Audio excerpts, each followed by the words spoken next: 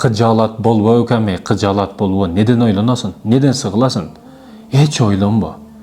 Бардыгы жайына болот. Баары жакшы болот. Иншалла. Проблема акчада, акчада чечилет.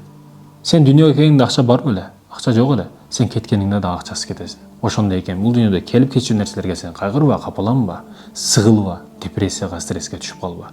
Мен өтө көп аракет кылдым ушу стресске, депрессияга түшөйүн деп. Бирок мен эч эле түшө албай койдум. Кантип адамдар стресс, депрессияга болуп калат түшүнбөйм. Ошондой экен, бул нерселерге капаланба, кайгырба, дүйнө үчүн кайгырба, дүйнө үчүн алдырба өзүңдү, дүйнө үчүн дыккат болбо.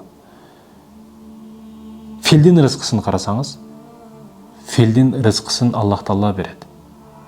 Эгерде филдин рызкысын чимелиге берип койсо, чимели бөкүп өлөт.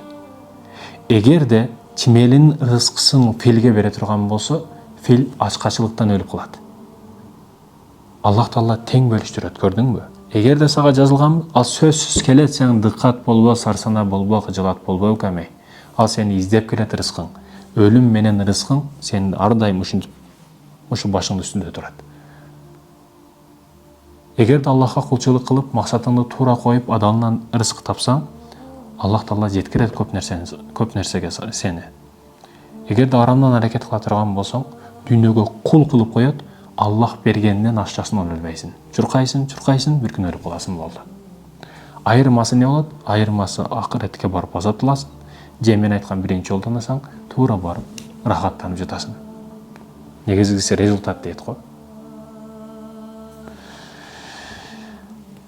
Крокодилди карасаңыз жөнөкөй эле. Крокодил тишини ичиге кирип калган кээ бир эттер, биз зубочистка менен кафелерде чукулайбыз. Алардыкын куш чукулайт экен. Аллах Таала куштун рызкысын ошо крокодилдин тиштеринин арасына жайлаштырып коюптур. Урматтуу мекендешим, куштун, жердеги чимелинин, асмандагы бүркүттүн жаны жок, сүйдө албаган, о дарактардан баштап тоо башка суу бардыгынын рызкысын берип жаткан дүйнөдөгү айлануу процессин өз жөнүндө өз ордунун айландырып жаткан Аллах Таала сени кантип унутуп калсын. Капаланба, кайгырба, жеңилбе урматтуу мекендешим. Жашоо кыйын болсо, сен дагы кыйын бол.